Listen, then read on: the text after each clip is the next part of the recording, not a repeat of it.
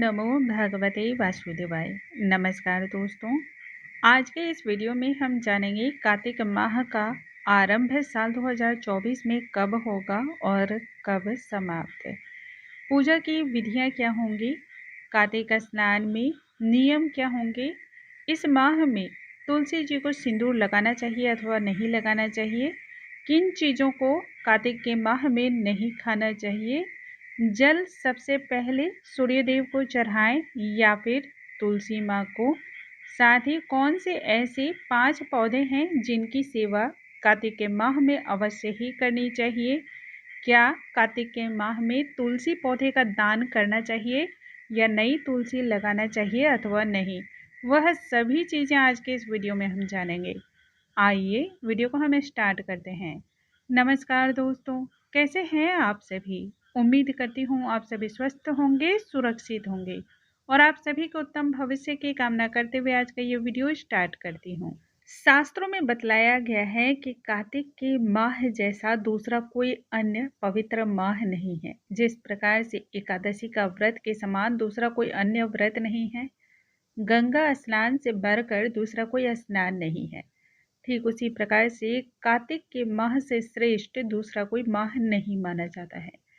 कहते हैं जो मनुष्य कार्तिक के माह में स्नान करता है, पूजा पाठ करता है, मंत्रों का जप करता है, दान पुण्य करता है, दीप दान करता है तथा गौ माता की सेवा करता है, पवित्र पौधों की सेवा करता है और उनका दान करता है, उनसे मिलने वाले फल की कभी समाप्ति नहीं होती है। आजीवन उससे पुण्य की प्राप्ति होती है और मृत्यु के कई जन्मों बाद भी मनुष्य को इससे सुख की प्राप्ति होती है। कार्तिक के माह में किए गए पुण्य कार्यों की वजह से आपके जितने भी पहले के जो पूर्वज रहे हैं वह 100 जन्मों तक तर जाते हैं और जो आने वाली 100 पीढ़ियां हैं वह भी सुख को पाती हैं। यह बहुत ही श्रेष्ठ माह माना जाता है। इसी माह में शिव के पुत्र कार्तिकेय ने तारकासुर राक्षस का वध किया था। इसी कारण इस माह को कार्तिक के नाम से जाना जाता है, अर्थात कि विजय की प्राप्ति कराने वाला।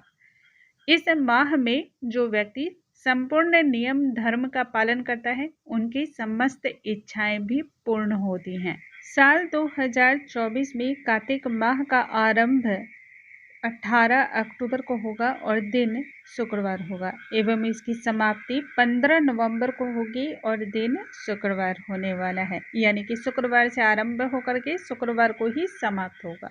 कार्तिक के माह में नदियों का स्नान, गंगा स्नान या पवित्र तीर्थ स्थल के स्नान का महत्व बहुत अधिक है, क्योंकि माना जाता है इस माह में भगवान श्री हरि ने मत्स्य का अवतार लिया था और मत्स्य का अवतार लेकर वह जल में ही विराजमान रहते हैं। जब मनुष्य जो पवित्र नदियां होती हैं, तट होते हैं या फिर जलाशय होते हैं, उनमें जब स्नान करते हैं तो वह वैकुंठ धाम की प्राप्ति कराने वाला होता है। भगवान श्री हरि इस पुण्य प्रताप को और अधिक वृद्धि देते हैं। इतना ही नहीं, यदि आप स्नान के बाद दान करते हैं तो इससे आपको वैकुंठ लोक की प्राप्ति होती है, मनुष्य को मोक्ष मिलता है। कहते हैं यदि कार्तिक के माह में इन नियम का कोई भी व्यक्ति पालन करता है तो स्वयं देवता के समान उसका ओज और तेज बढ़ता है। कार्तिक के माह में यदि आप घर में स्नान कर रहे हैं तब स्नान के जल में गंगा जल मिला करके तथा आंवले का चूर्ण मिला करके स्नान करना चाहिए। यदि कोई विधवा स्त्री है तब उन्हें स्नान करते समय तुलसी के जड़ की जो मिट्टी होती है उसे अपने शरीर में लगा करके स्नान करना चाहिए। यही शास्त्रों में नियम बतलाए गए हैं। कार्तिक के माह में आंवले का दान, तिल का दान बहुत ही शुभ फल को देने वाला होता है और इस माह में जो तुलसी का दान करता है, अर्थात कि तुलसी पौधे को दान करता है, उसे भी बहुत अधिक सुख की प्राप्ति होती है। भगवान श्री हरि और माँ लक्ष्मी ऐसे भक्तों से बहुत अधिक प्रसन्न भी होते हैं। कार्तिक के महीने में बैगन, मट्ठा, दही, जीरा, करेला, दालें और अन्य प्रकार की फलियां जो होती हैं उनका सेवन नहीं करना चाहिए, क्योंकि ये सभी चीज़ें सेहत को नुकसान पहुंचाती हैं। इस माह में व्यक्ति को दीपदान अवश्य ही करने चाहिए। शुभ फलों की प्राप्ति होती है।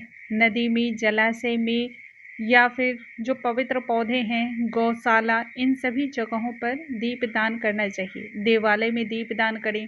तुलसी के पौधे में, आंवले के वृक्ष में दीपदान करना चाहिए। ऐसा करने से बहुत अधिक पुण्य प्राप्त होता है। इस माह भूल कर भी शरीर में तेल नहीं लगाना चाहिए। सिर्फ एक दिन नरक चतुर्दशी, जिसे कि छोटी दीपावली कहते हैं, इस दिन ही शरीर में तेल लगाना चाहिए। यदि आप ऐसा करते हैं तो आप में आकर्षण बढ़ता है, शरीर स्वस्थ और निरोगी रहता है।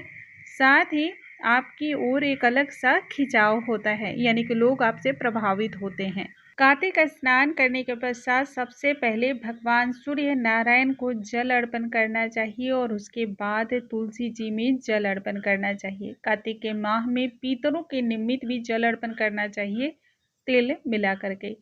कहते हैं जितने अधिक तिल की संख्या होती है उतने वर्षों तक आपके पूर्वज पितर जो है वह सुख प्राप्त करते हैं, जिससे वो आपको आशीर्वाद देते हैं।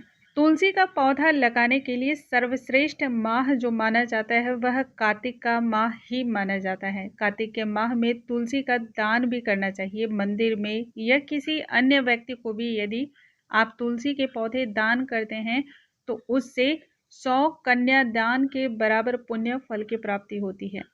इसलिए यह कार्य अवश्य ही करें। इस माह में जो नई तुलसी आप लगाते हैं उसमें सिंदूर नहीं लगाना चाहिए।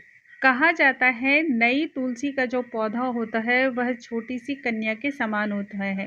तुलसी विवाह के दिन ही जो आप पौधे लगाते हैं तुलसी माँ की, उस दिन ही उसमें सिंदूर लगाना चाहिए। उससे पहले सिंदूर का नियम नहीं है। हाँ, यदि आपका पौधा पुराना है, यानी कि आप कई वर्षों से उसकी पूजा आराधना कर रहे हैं, तब उसमें हल्दी, कुमकुम, सिंदूर आप अर्पण कर सकते हैं। जो भी भक्तगण इस माह में कार्तिक महात्म्य का श्रवण करते हैं, पीपल पथवारी की पूजा करते हैं, तुलसी माँ की सेवा करते हैं, उन्हें इस जन्म में किसी भी प्रकार के दुख और पीड़ा का सामना नहीं करना पड़ता है। उम्मीद करती हूँ आज का ये वीडियो आप सभी को बहुत अधिक पसंद आया होगा। यदि वीडियो पसंद आया हो तो लाइक करना बिल्कुल ना भूलें।